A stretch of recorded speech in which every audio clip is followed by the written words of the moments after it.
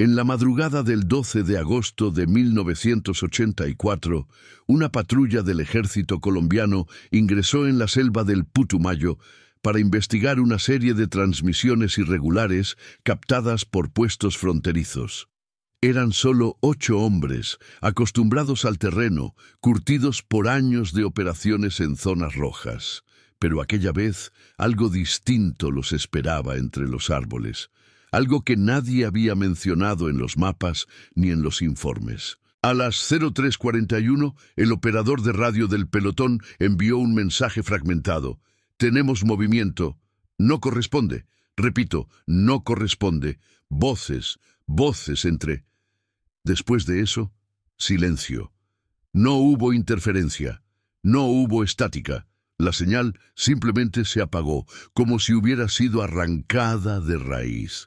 Al amanecer, otra patrulla enviada en su búsqueda encontró el campamento improvisado de los hombres. Las mochilas estaban abiertas, las armas cargadas, los cascos cuidadosamente alineados, pero ni un solo soldado estaba allí. No había huellas de lucha ni rastros de fuga apresurada.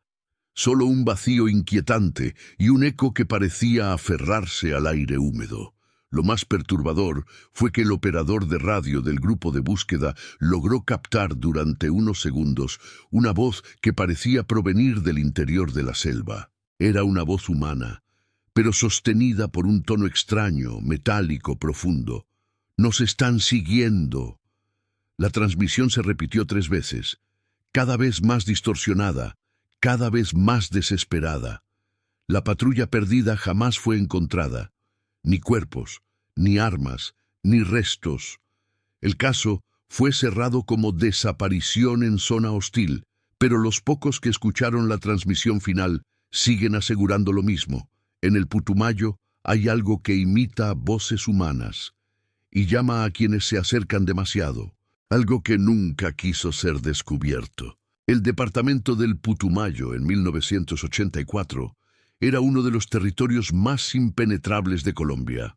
Selva húmeda, ríos violentos, rutas clandestinas y un silencio que pesaba como plomo al caer la noche. Entre la bruma matinal y el olor a tierra mojada, se escondían grupos armados, campamentos improvisados y secretos que la jungla protegía con una ferocidad casi ancestral. En aquel tiempo, el ejército colombiano mantenía varias patrullas rotativas para vigilar regiones donde los informes señalaban transmisiones desconocidas.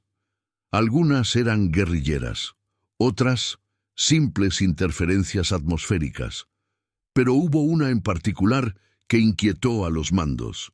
Una frecuencia baja, irregular, casi un murmullo, captada durante semanas desde distintos puntos de control. No seguía patrones humanos. No era cifrado militar. No era guerrilla. Era otra cosa. 3. Por eso enviaron a la patrulla Alfa 3. 8 hombres experimentados, liderados por un sargento que conocía el terreno mejor que cualquier mapa. Su misión era sencilla: seguir el origen de la señal y reportar en tiempo real. Entraron al Putumayo al anochecer, confiados, organizados, comunicados. Nada indicaba que aquella sería su última misión. Durante el primer día todo transcurrió con normalidad, pero al caer la noche comenzaron a escuchar algo entre los árboles. Voces humanas. Voces que llamaban por sus nombres, voces que repetían órdenes militares que solo ellos conocían, voces que parecían provenir de un punto a pocos metros, pero que nunca se dejaban ver. Cuando la transmisión final llegó a los puestos de control, el ejército reaccionó con pánico inmediato. Se movilizó un operativo de búsqueda que nunca arrojó resultados. La selva, silenciosa, no devolvió ni un botón, ni un casquillo, ni un pedazo de tela. Aquella noche el Putumayo se tragó a 8 hombres y dejó tras de sí un eco inquietante que todavía hoy algunos operadores de radio aseguran escuchar. La humedad del Putumayo se adhería a la piel como una película pegajosa, mientras la patrulla Alfa 3 avanzaba con cautela entre la vegetación densa. cada soldado atento al sonido de su propia respiración y al crujido tenue de las hojas húmedas bajo las botas. Era la tarde del 11 de agosto de 1984, y aunque el sol aún no desaparecía por completo, la luz dentro del bosque parecía desvanecerse con una velocidad anómala, creando sombras largas, deformadas, que se estiraban entre los troncos como si tuvieran vida propia. El sargento Henao, líder del grupo, caminaba al frente, fusil en mano, ojos entrenados para detectar cualquier vibración entre la maleza, seguido de Márquez, el operador de radio, un hombre de pocas palabras, pero con un oído tan fino que podía distinguir interferencias naturales de señales humanas sin necesidad de instrumentos. Y fue precisamente una señal irregular, persistente, la que los había llevado allí. Una transmisión captada por varios puestos fronterizos durante semanas. Un murmullo grave que no pertenecía a ninguna frecuencia guerrillera ni a códigos militares conocidos, un sonido que parecía tener ritmo y al mismo tiempo no tener patrón alguno, como si respirara entre las ondas. Con cada metro que avanzaban, la selva cambiaba de textura. La humedad aumentaba, el aire se volvía espeso, pesado, difícil de inhalar, y lentamente los sonidos característicos del bosque comenzaron a desvanecerse. Los pájaros dejaron de cantar, los insectos se alejaron, y un silencio extraño se instaló entre los árboles. Un silencio que hacía vibrar los huesos y tensaba incluso a los más veteranos. De pronto, Henao levantó el puño para detener al grupo. Al inclinarse para examinar el suelo, encontró marcas frescas, pero no eran huellas de botas ni rastros de animales. Eran arrastres largos, superficiales, como si algo hubiera sido movido sin levantar el cuerpo del suelo. Una línea continua que no coincidía con ninguna criatura de la zona. Lo más inquietante era que la tierra alrededor estaba húmeda, recién removida, como si aquello hubiera ocurrido solo minutos antes. Antes de que pudiera decir algo, Márquez lo llamó con urgencia. El radio estaba captando la señal otra vez. El sonido era débil al principio, como una vibración sin forma, pero al ajustar el dial, una sílaba emergió, arrastrada, profunda, resonando con un timbre metálico que erizó la piel de todos. La voz repitió una palabra incompleta 3 veces. Henao. El sargento se quedó inmóvil, incapaz de procesar lo que acababa de escuchar. Ningún guerrillero conocía su nombre, ningún enemigo tenía acceso a las frecuencias internas, y sin embargo, alguien o algo acababa de pronunciarlo a través del radio. Márquez, nervioso, apagó el transmisor por instinto, pero la voz continuó 2 segundos más, como si no proviniera del aparato sino del aire mismo. Los soldados se miraron unos a otros con expresiones tensas, conscientes de que lo que escuchaban no podía explicarse con protocolos ni lógica militar. Continuaron avanzando, pero con un peso nuevo en el cuerpo, un miedo silencioso que los obligaba a revisar cada sombra. Cuando finalmente hicieron un alto para instalar un campamento improvisado junto a un pequeño arroyo, la noche ya había caído de forma abrupta, como si el cielo hubiera sido tragado por la jungla. La oscuridad era tan profunda que las linternas parecían perder fuerza apenas encendidas, dejando pequeños círculos temblorosos de luz amarilla que no alcanzaban a espantar el miedo creciente. Nadie habló durante la cena rápida, nadie bromeó como solían hacer en misiones largas. Todos sentían algo, una presencia observándolos desde más allá de la línea de árboles, un peso invisible en la nuca, una sensación de vigilancia constante que hacía que cada pequeño ruido pareciera un aviso de peligro. A las 22:18, mientras algunos dormían y otros mantenían guardia, el radio volvió a sonar, pero esta vez no fueron murmullos, fueron pasos. Pasos nítidos, firmes, cercanos, como si alguien estuviera caminando en círculo alrededor del campamento con botas idénticas a las suyas. Márquez ajustó el volumen al mínimo, pero los pasos se escucharon más fuertes, más definidos, como si la fuente estuviera acercándose. De repente, entre el ritmo regular de las pisadas, una voz surgió, distorsionada, grave, con un eco acuoso imposible de reproducir por interferencia humana, diciendo: «No están solos». El sargento se incorporó de inmediato, apuntando su arma hacia la oscuridad entre los árboles. Pero no había nada allí. Solo sombras que parecían moverse con la neblina que comenzaba a formarse a ras del suelo. Los otros soldados formaron un círculo, armas alzadas, cubriendo todos los ángulos, mientras el radio repetía la misma frase, cada vez más baja, como un susurro que se alejaba. «No están solos». Fue entonces cuando Henao ordenó enviar a 2 soldados a revisar el perímetro. Sánchez y Pardo avanzaron con linternas que temblaban en sus manos, su luz tragada por la densidad creciente del bosque. Pasaron apenas unos minutos antes de que Sánchez regresara corriendo, pálido, arrastrando a Pardo, quien parecía en estado de shock, incapaz de pronunciar palabra. Sus ojos estaban abiertos, fijos en algo que nadie más podía ver. Sánchez, temblando, trató de explicar lo ocurrido.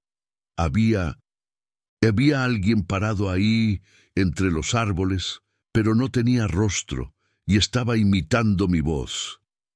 Antes de que terminara la frase, la neblina subió con fuerza, envolviendo medio campamento en cuestión de segundos, y el radio explotó en estática antes de quedar completamente mudo. La última cosa que el sargento Henao escuchó esa noche fue su propia voz saliendo del radio, pronunciada con una perfección inquietante, pero con un tono antinatural, como si algo desde dentro de la selva estuviera imitando sus cuerdas vocales. «Sargento, por aquí». Y en ese instante, la selva entera pareció contener la respiración. La selva permaneció inmóvil por un instante infinito tras el último susurro que emergió del radio. Luego el silencio se volvió un peso físico que cayó sobre los hombres como una losa. Henao intentó ordenar una búsqueda inmediata, pero su voz tembló y salió apenas como una instrucción inconexa. Márquez revisó los paneles y encontró solo estática débil, como si el aparato hubiera sido psíquicamente alterado. Los nervios se tensaron y la disciplina militar intentó sostener lo que la selva desequilibraba. La primera señal de lo extraño fue un llanto distante, un aullido de mono que normalmente anuncia vida, pero que aquella noche repitió un patrón, respondiendo a un ritmo que parecía humano. Sánchez, en tercera posición, señaló hacia un claro donde la luna hacía una abertura entre el follaje. Allí, sobre una roca húmeda, encontraron pequeños surcos como huellas que no correspondían a botas ni a pisadas de animal, marcas anchas y planas que sugerían un arrastre deliberado. Avanzaron hacia la orilla de un riachuelo, esperando encontrar más pistas. El barro mostraba huellas orientadas hacia el agua, como si los hombres se hubieran acercado y luego hubieran sido absorbidos por la orilla misma. Algunas botas aparecían a mitad de camino borradas, como si el barro las hubiese tragado en el instante en que dejaron de apoyar el peso. Pardo se agachó y tocó la orilla con la mano. Ayudó a los demás cuando un grito corto escapó de su boca al descubrir que el agua estaba anormalmente fría, una frialdad que no correspondía a la temperatura de la noche, una frialdad que mordía la piel. Mientras investigaban, escucharon una resonancia en capas. La primera voz murmuró: «Sargento». La segunda dijo: «No se muevan». La tercera reprodujo una risa convertida en siseo. Comprendieron que aquello no solo imitaba palabras, sino que manipulaba recuerdos, quizá evocando nombres y órdenes para confundir. Henao ordenó retornar al campamento. pero el camino de regreso se mostró distinto al recordado. Senderos que antes eran claros, ahora tenían vegetación nueva, como si algo hubiera vuelto a ordenar el bosque en pocas horas. Al llegar al perímetro, la niebla había adoptado formas que sugerían contornos humanos sin bordes definidos. Manos negras apoyadas en las maderas sin dañarlas, cascos alineados formando un pequeño círculo ritual, como un altar. Márquez intentó fotografiar, pero las imágenes salieron con franjas que distorsionaban las figuras en patrones imposibles. La cámara parecía registrar interferencia que no era lumínica, sino de otra frecuencia. La patrulla, por orden de Henao, consolidó una defensa alrededor del radio principal.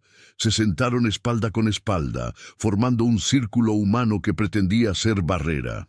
Márquez encendió la grabadora y rebobinó las últimas horas en busca de patrones.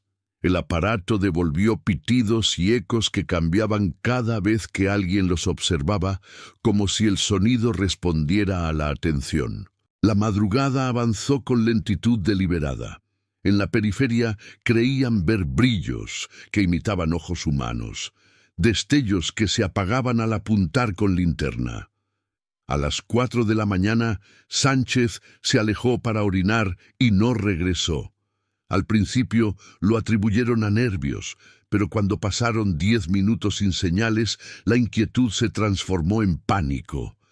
El radio vibró con estática y por segundos todos escucharon un murmullo que repetía: «No corran, no corran». Pardo, que salió en búsqueda sin pensar, fue visto andando hacia el río con los brazos en alto, siguiendo una presencia que solo él parecía percibir. Márquez y Silva intentaron detenerlo, pero sus manos fallaron, como si la atmósfera hubiera drenado su fuerza.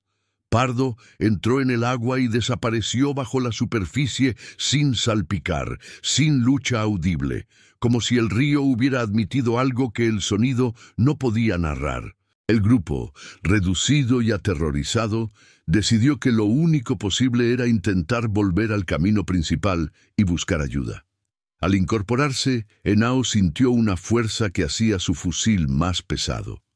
Al soltar la correa, quedó impresa en la tela una huella húmeda que no correspondía a ninguna mano conocida. Márquez, al escribir coordenadas en su cuaderno, notó que la tinta se volvía espesa, oscura, y al pasar la yema por las letras, éstas dejaban un rastro que parecía desvanecerse al minuto. Algo borraba lo escrito, como si la memoria física se erosionara. No hay palabra que defina bien la sensación de estar observado por algo que no pertenece al mundo humano. Henao, por primera vez, consideró que la selva estaba viva de una manera que la ciencia no comprendía. Aún así, no se permitieron rendirse. En un claro pequeño hallaron restos del campamento de la patrulla desaparecida. Tiendas cortadas por dentro, equipo esparcido en un patrón que sugería salida ordenada pero sin prisa, platos con comida fría, botas alineadas hacia el mismo lado. Sobre una mesa hallaron una libreta abierta con la última anotación ilegible, como trazos que se desdibujaban. Al pasar la lente, la libreta reflejó una sombra que no correspondía al lugar ni a los hombres presentes. La sensación de que la selva conocía sus nombres y los usaba incrementó el temor. Decidieron moverse en silencioso paso serpenteante, cuidando no dejar rastro. Sin embargo, al mirar atrás, vieron marcas nuevas en el suelo, curvas que no habían dejado, líneas que surgían sin explicación, como si la tierra se reescribiera. Cerca del río, Pardo había dejado su mochila con una fotografía doblada. Era una mujer sonriendo. La foto apareció abierta sobre la mochila, como si alguien la hubiera colocado con intención, pero no había huellas alrededor que indicaran presencia humana reciente. Las horas se convirtieron en un bucle de sonidos incomprensibles, y la noche pareció alargarse hasta crear una continuidad temporal que hacía perder sentido a minutos y horas. A eso del amanecer o de lo que se parecía al amanecer, escucharon otra transmisión, esta vez claramente humana, una voz que decía con claridad desesperada: «Henao, vengan por aquí», y repitió el nombre exacto del sargento. Por un segundo la esperanza llamó a sus pechos. Se movieron en la dirección indicada, pero la voz se disipó en un murmullo que se transformó en un coro de susurros. Avanzaron hasta un claro, donde encontraron un círculo de huellas que empezaba y terminaba en el mismo punto, como si quien las dejó no hubiera partido nunca. Silva intentó trazar las huellas con la bota y notó que al hacerlo, la marca parecía curvarse, girando lentamente hacia adentro, como si la dirección misma se convirtiera en un gancho. Los hombres discutieron en voz baja si aquello era obra de guerrilla, de broma macabra, de algún experimento, pero ninguna explicación se ajustaba a la totalidad de los hechos. Henao, con la voz dura, recordó a los hombres la cadena de mando y la obligación de mantenerse juntos. Sin embargo, la cohesión se quebró cuando otro de los soldados, Toro, comenzó a contar que poco antes había visto a un hombre entre los árboles que canturreaba una canción de cuna en un idioma que nadie reconocía. La melodía quedó en su cabeza como una cinta pegada, y cada vez que intentaba reproducirla, la memoria cambiaba la letra por nombres conocidos por el pelotón. La paranoia empezó a hacer presa de la razón.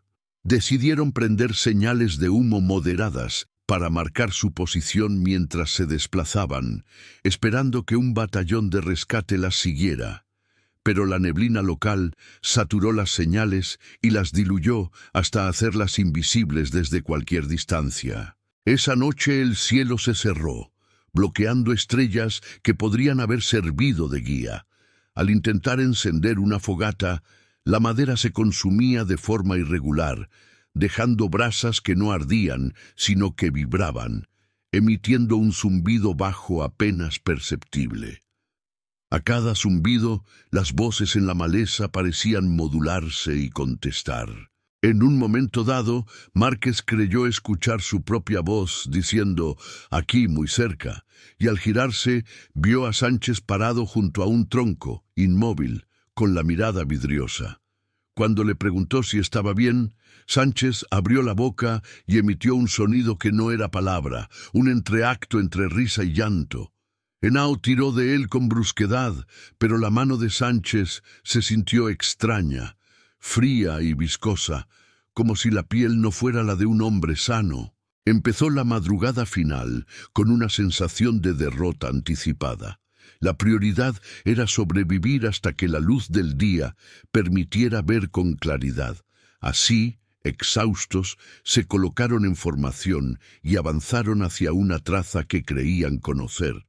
El tiempo dejó de ser medida y se convirtió en una sucesión de percepciones.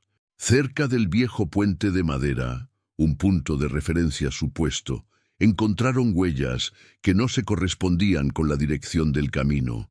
Había pequeños surcos que cruzaban la estructura, como si alguien hubiese caminado por la baranda invisible. Al tocar la madera, descubrieron que estaba tibia, como si un animal la hubiera calentado recientemente, pero no había rastro de vida. Márquez registró en su grabadora un último mensaje antes de que la batería se agote, relatando con voz quebrada los eventos. La grabación registró al final un sonido que ninguno de los presentes pudo identificar.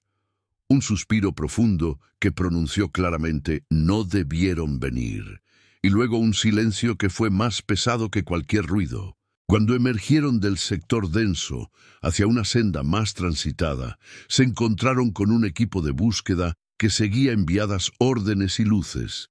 La visión de otra presencia humana provocó una explosión de alivio y llanto. Sin embargo, al acercarse, el equipo auxiliar apenas podía creer lo que veían. La patrulla había cambiado. Algunos hombres no reconocían a sus compañeros. Otros miraban con ojos que parecían pertenecer a otra persona. Silva, cuando intentó saludar a Pardo, fue tomado de sorpresa por el vacío de su abrazo. La selva, sin embargo, no devolvió a los desaparecidos ni sus pertenencias más allá de objetos sin vida.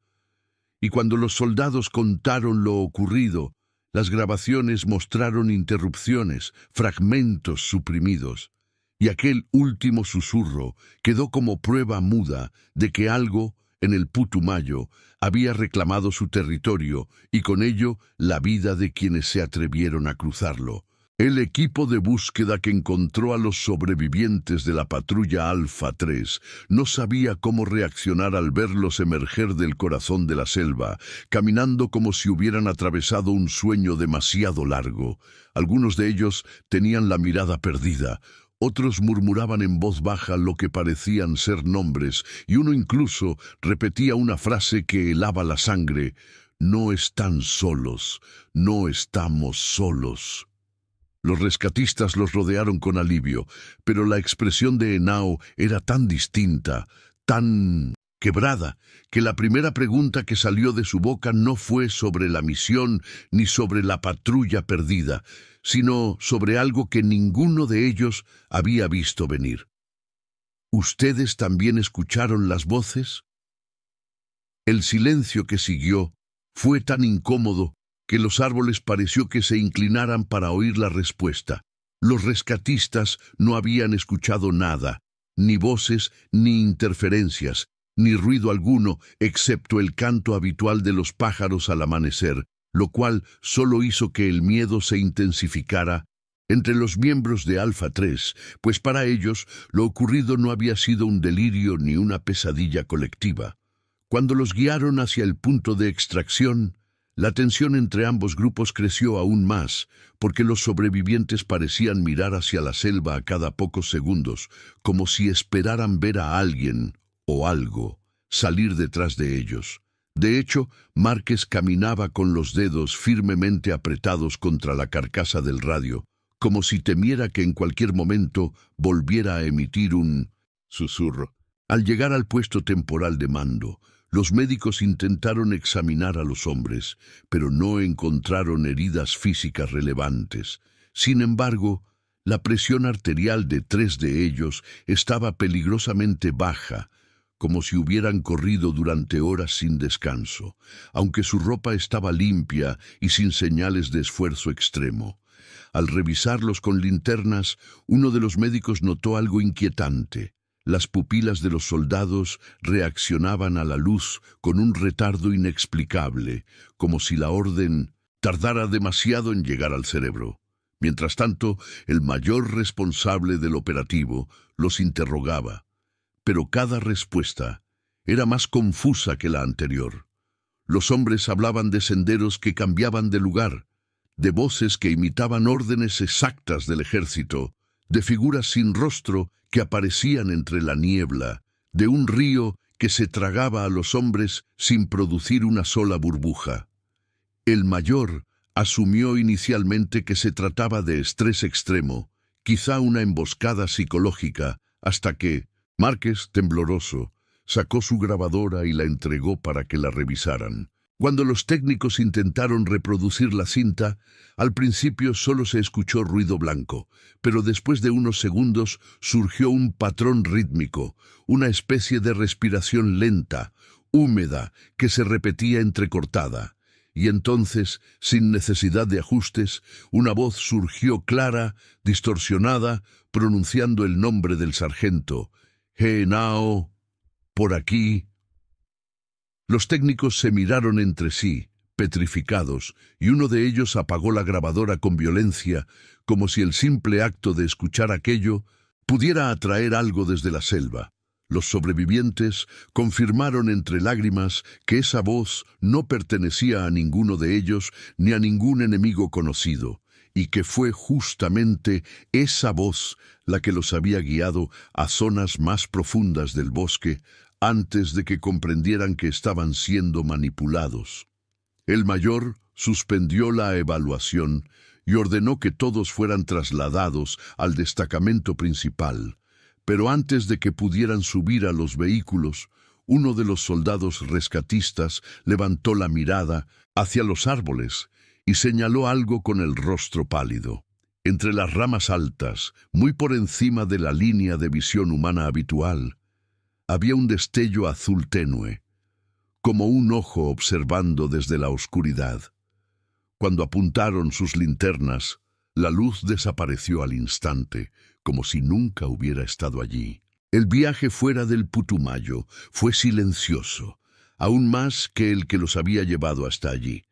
Los sobrevivientes no hablaban, los rescatistas evitaban preguntar, y los oficiales mantenían las manos firmes sobre los fusiles como si cualquier árbol pudiera tornarse una amenaza. Al llegar al destacamento, los sobrevivientes fueron separados en diferentes habitaciones para evitar contaminación narrativa, según el protocolo. Sin embargo, las declaraciones resultaron idénticas en todos los casos.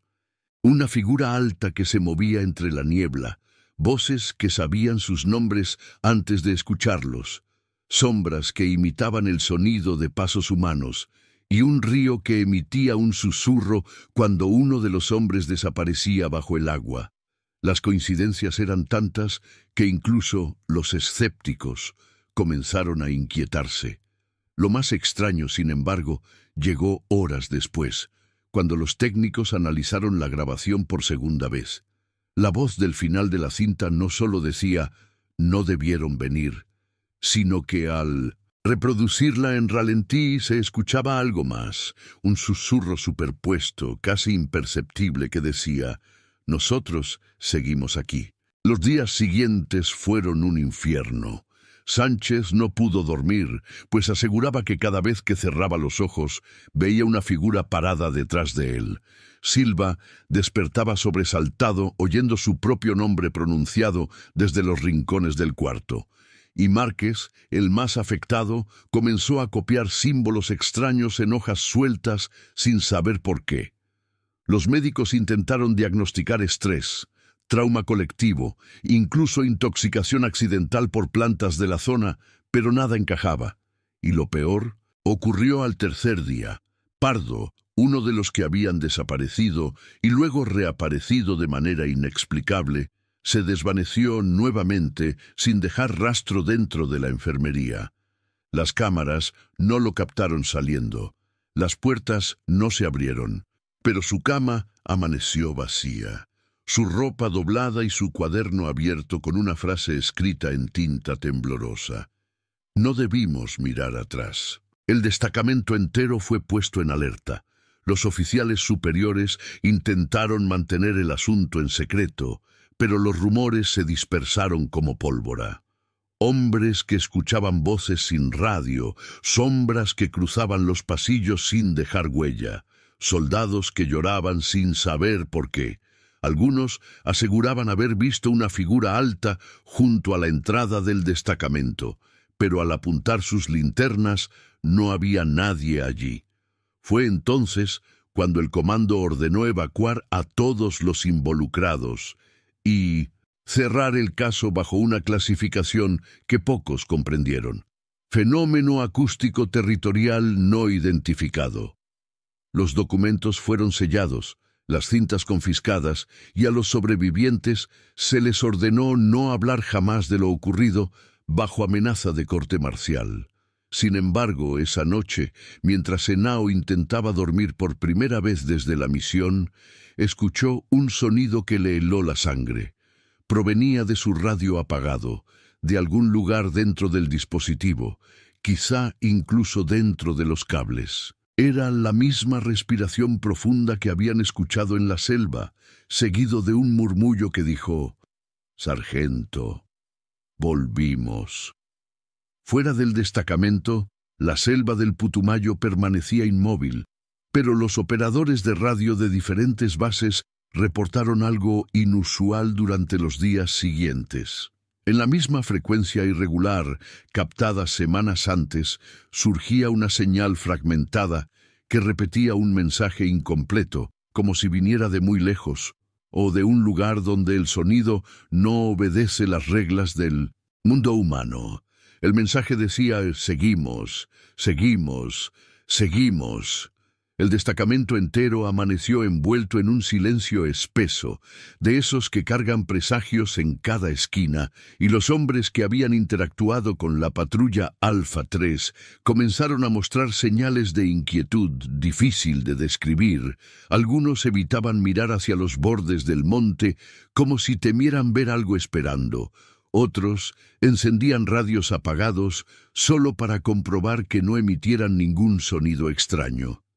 El comandante intentó imponer normalidad mediante rondas estrictas, pero los rumores se habían infiltrado ya en los pasillos como un gas invisible. Henao, por su parte, despertó sobresaltado varias veces antes de que el sol saliera, convencido de que alguien lo observaba desde el rincón más oscuro de su habitación.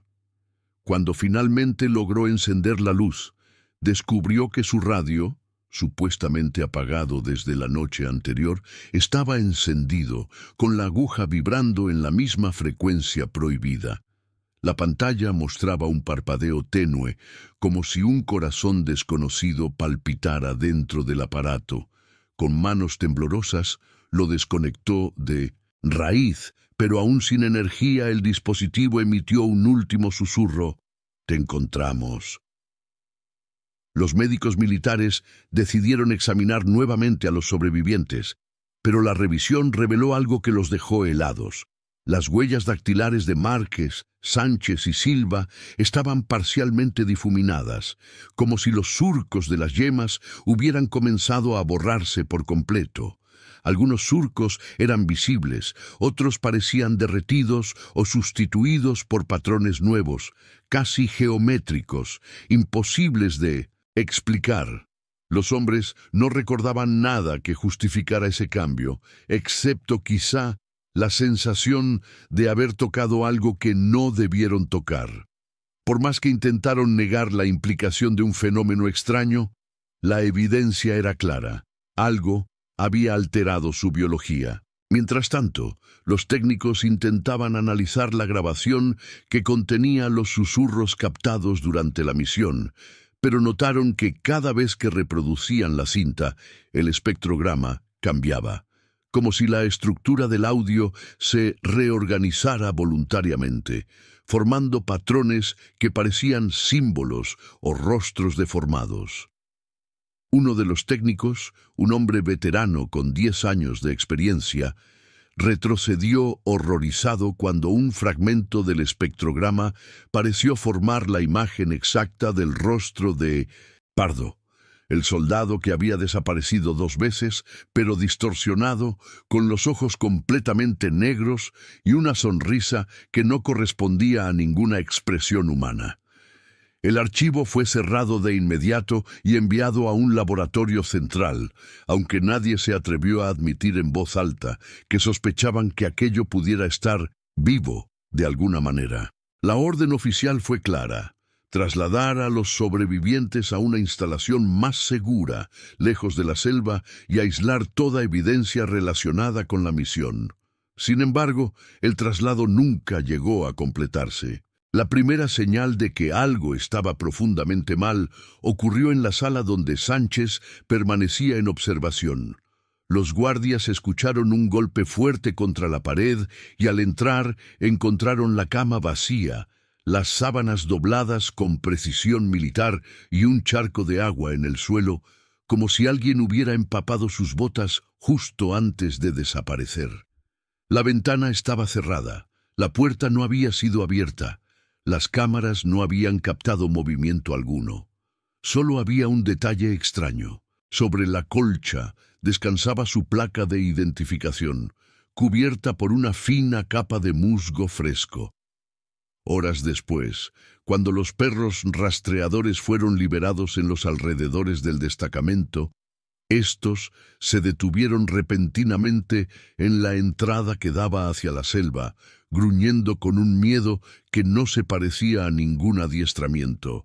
Uno de ellos comenzó a caminar hacia atrás lentamente, como si algo invisible lo empujara a retirarse. El comandante ordenó patrullas dobles dentro del perímetro, pero la paranoia comenzó a apoderarse de los soldados.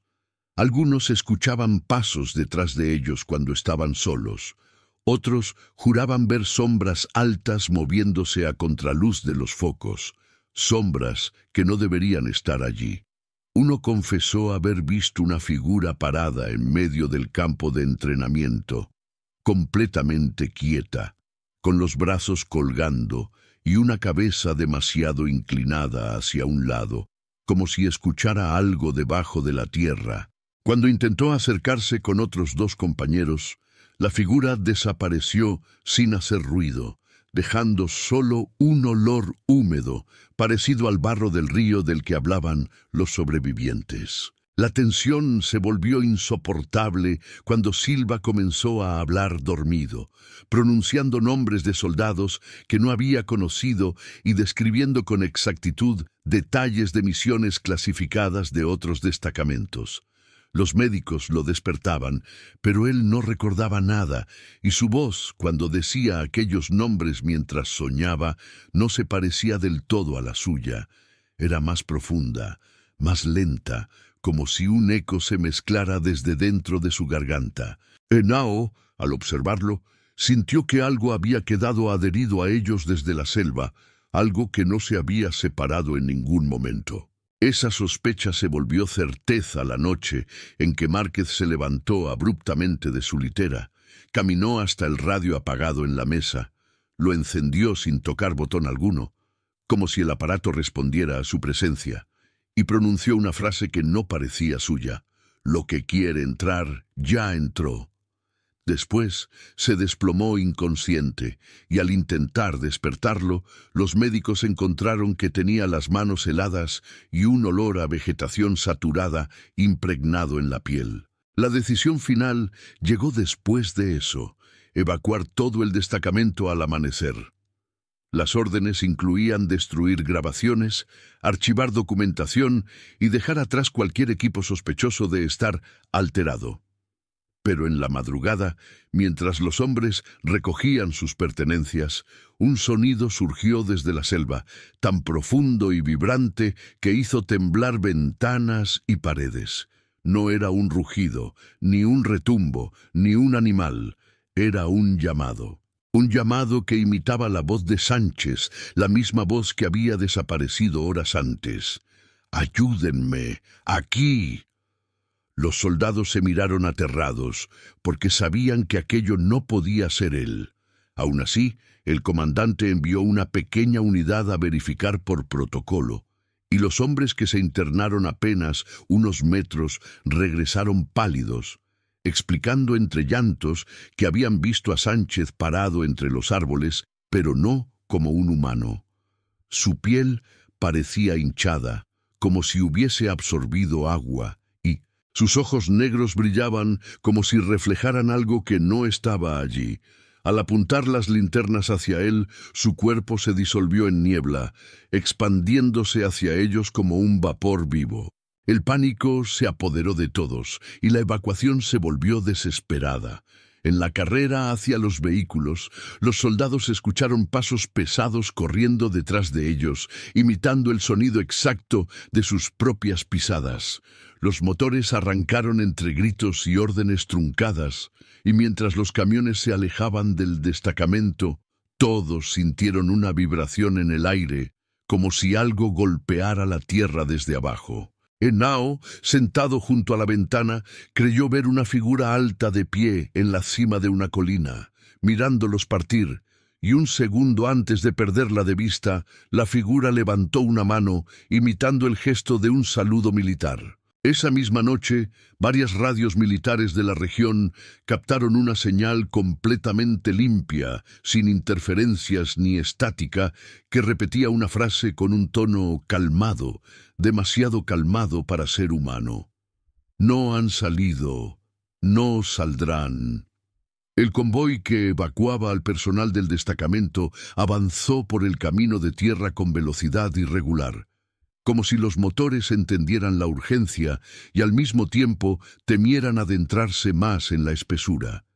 Los soldados se aferraban a los asientos, mirando por Las ventanas con los ojos muy abiertos, convencidos de que la selva podía tragar los vehículos igual que había devorado a los hombres.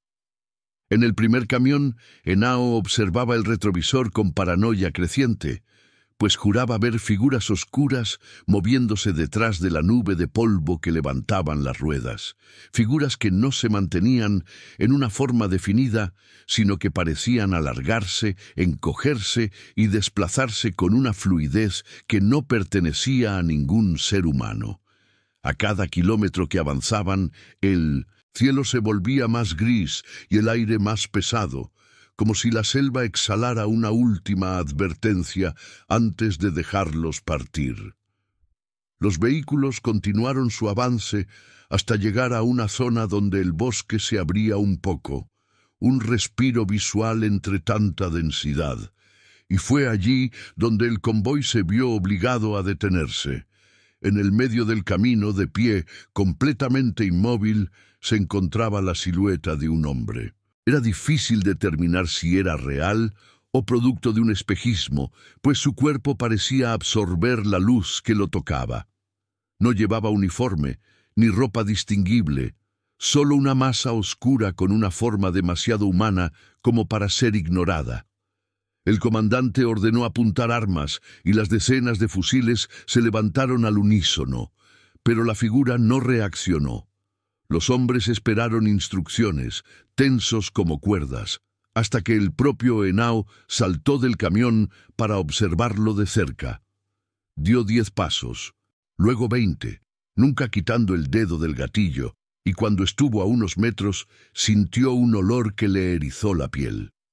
Humedad rancia, vegetación podrida, y debajo de todo eso, un aroma que conocía demasiado bien. Sangre seca. Levantó la linterna para iluminar el rostro de la figura, pero la luz pareció doblarse antes de tocarlo, desviándose como si algo la rechazara. Sin embargo, cuando el ángulo fue el correcto, logró ver por fin la superficie de aquella cara, y deseó no haberlo hecho. No tenía rasgos, ninguno, solo una superficie lisa, como si la piel hubiera sido extendida sobre una cabeza sin cavidades, sin ojos, sin boca, sin nariz, sin expresión, un rostro sin rostro. Pero lo más perturbador fue que la figura inclinó la cabeza ligeramente hacia un lado al sentir la luz, un gesto demasiado humano, demasiado familiar, como si escuchara algo detrás de Henao. El sargento retrocedió 3 pasos, con la respiración atrapada en la garganta, pero la figura no lo siguió, simplemente desapareció, desvaneciéndose en un movimiento imposible de describir, como si hubiera sido tragada por una grieta en el aire.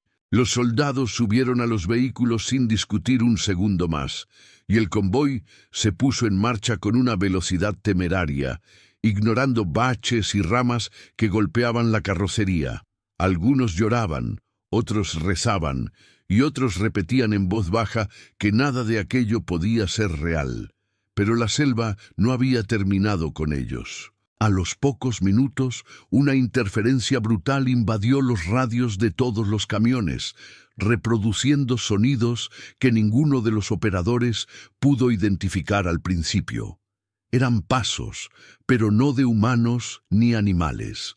Eran ritmos desiguales, golpes secos en el suelo que parecían venir de algo que se movía demasiado rápido y demasiado cerca.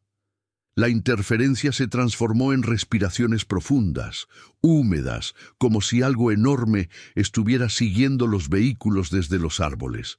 Luego vino una risa baja arrastrada que hizo que varios soldados se taparan los oídos y finalmente una frase que ya conocían demasiado bien. «No han salido». La carretera parecía alargarse, como si la distancia se multiplicara con cada metro recorrido. Los hombres comenzaron a notar detalles imposibles. Áreas del bosque que ya habían visto antes. Árboles con ramas idénticas formando las mismas sombras. Marcas en el suelo que coincidían exactamente con las que habían dejado minutos atrás.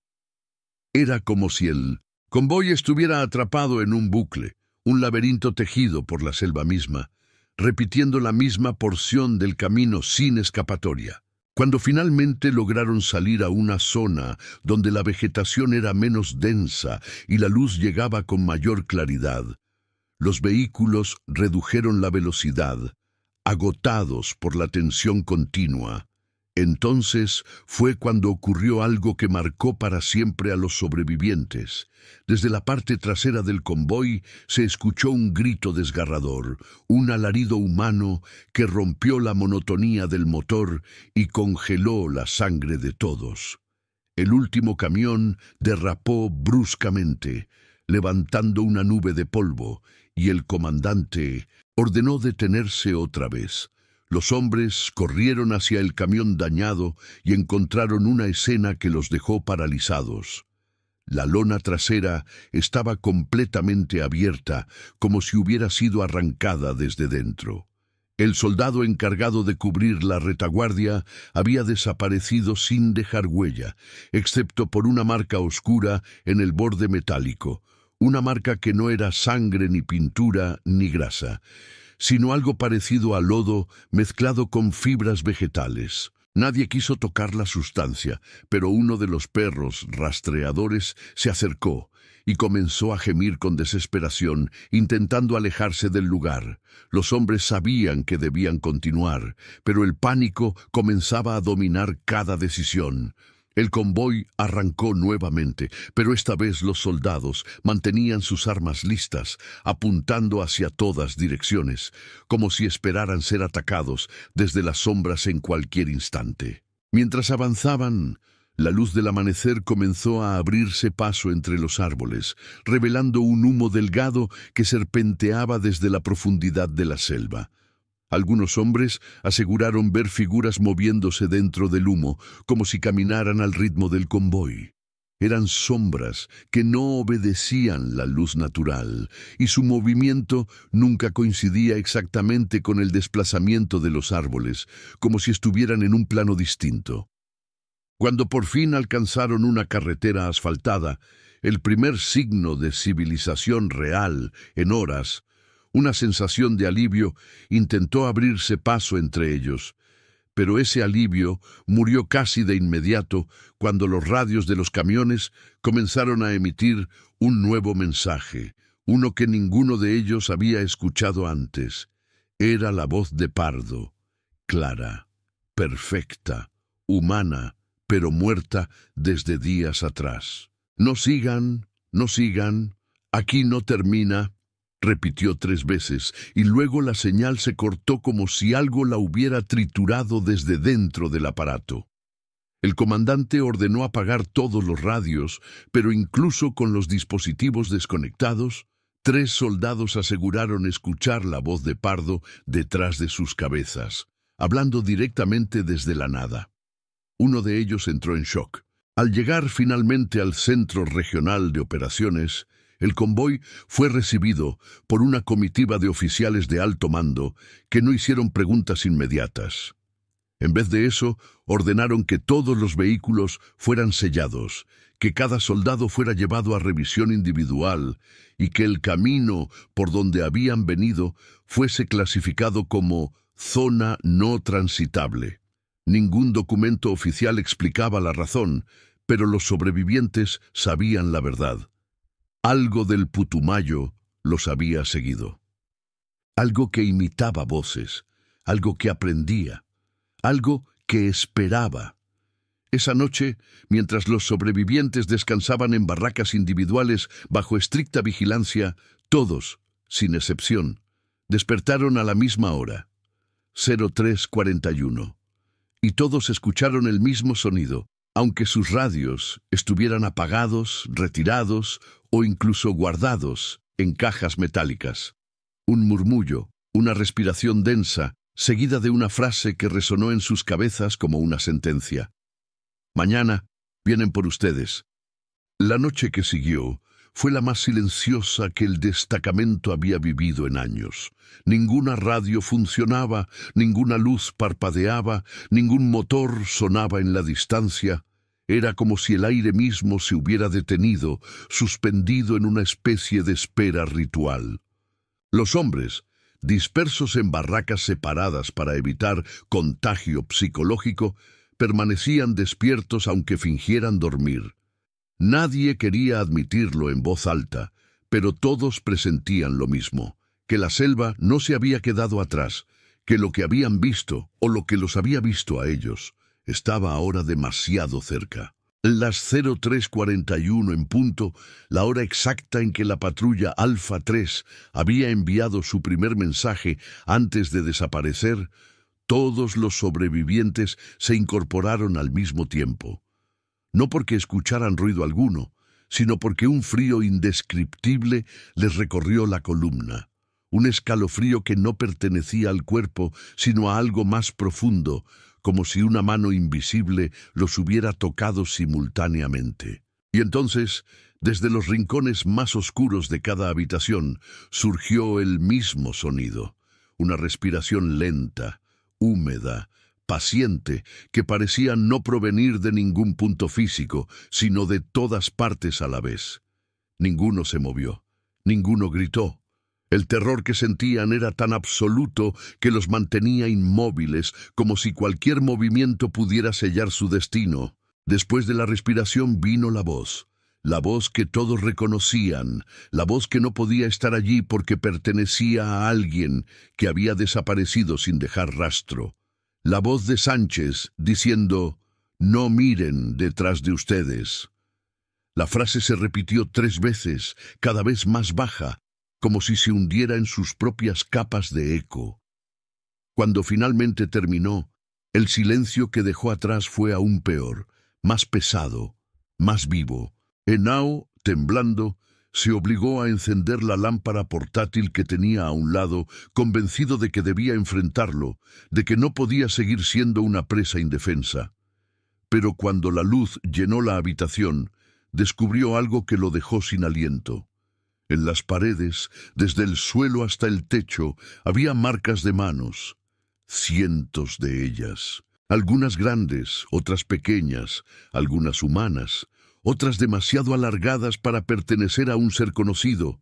Todas estaban impresas en una sustancia oscura, húmeda, parecida a barro mezclado con sangre vieja.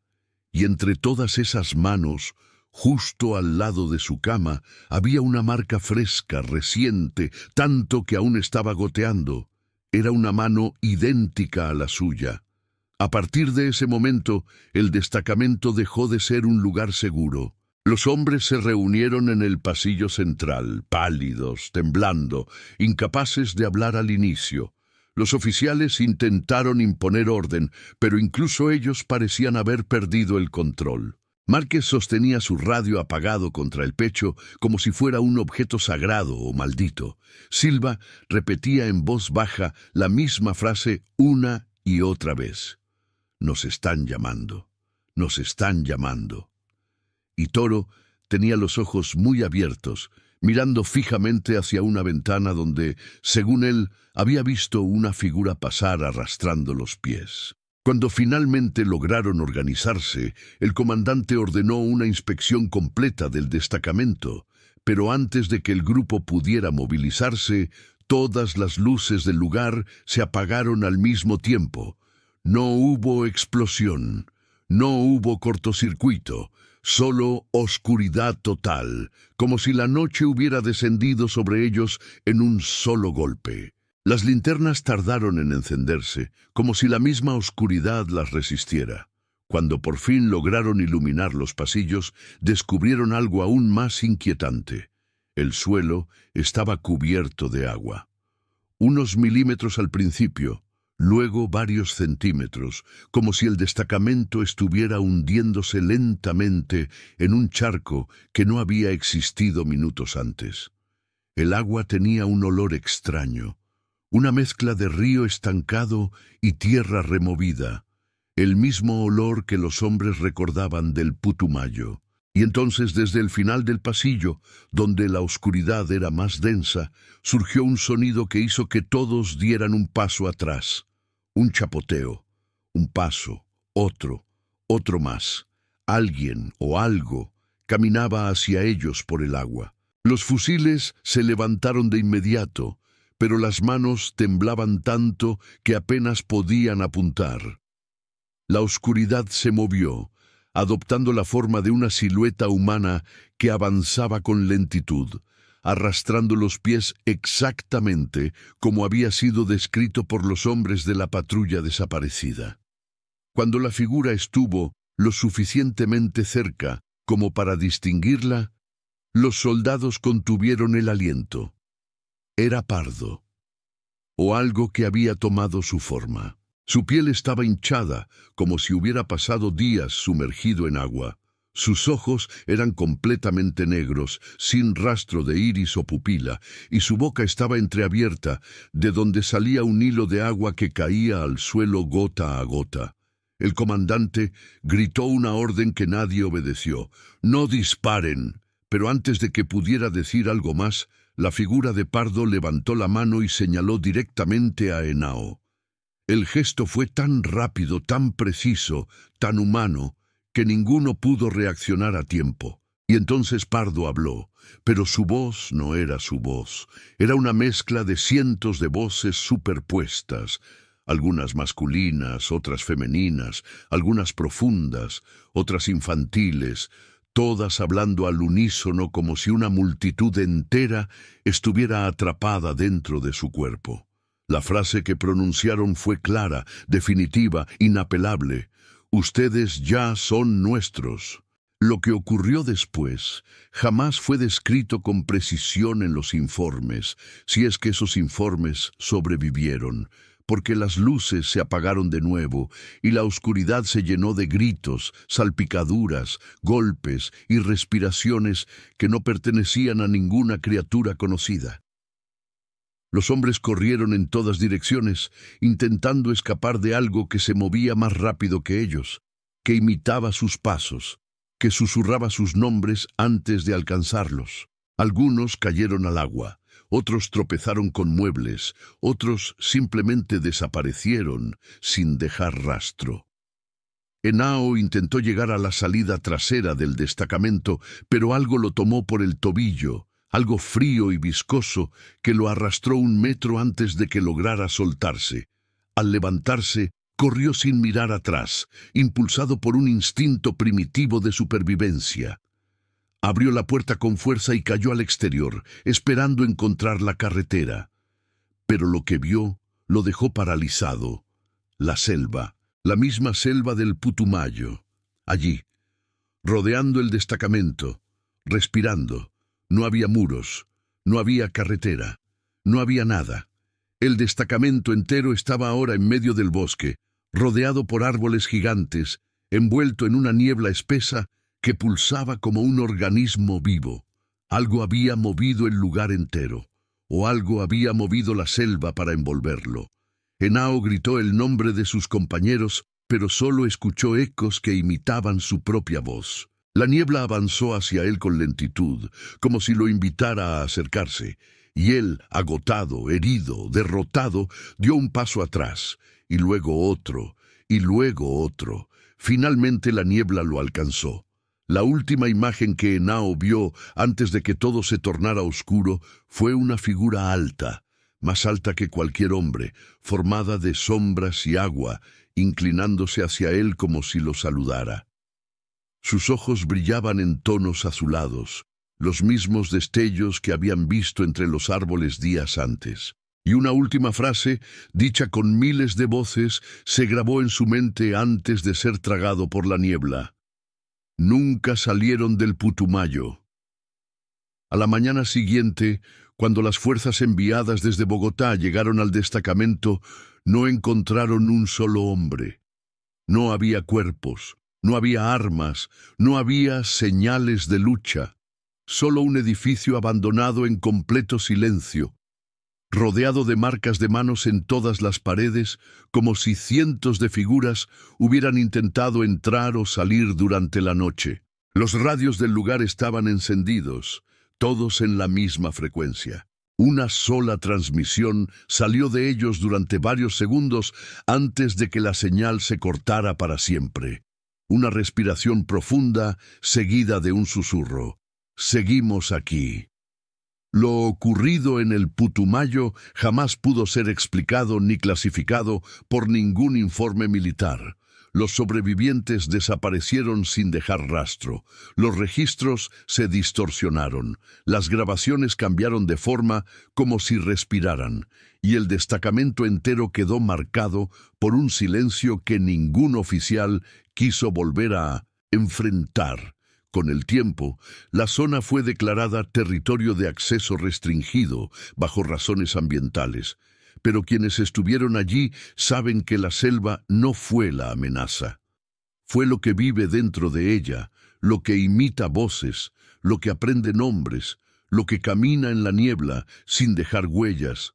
Algunos operadores de radio aseguran que, en noches de mucha humedad, la frecuencia irregular vuelve a activarse por unos segundos, repitiendo susurros imposibles de identificar, y hay quienes juran escuchar pasos detrás de ellos cuando patrullan cerca del río. Ningún documento oficial menciona a la patrulla Alfa 3, pero sus nombres siguen resonando entre los árboles cada vez que la selva decide recordarlos. Porque hay misiones que no terminan. Hay lugares que no quieren ser olvidados y hay ecos que siguen allí, atrapados entre raíces antiguas. En el Putumayo nada desaparece del todo.